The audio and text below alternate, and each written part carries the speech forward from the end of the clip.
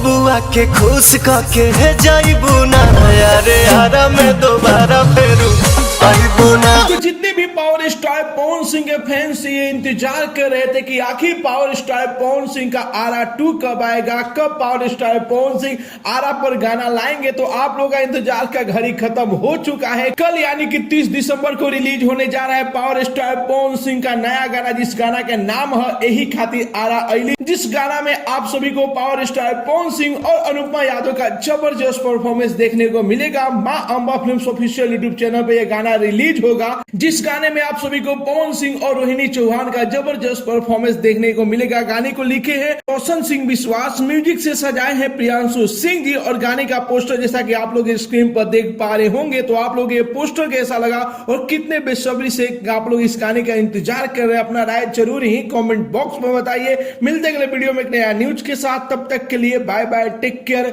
Jai Hind.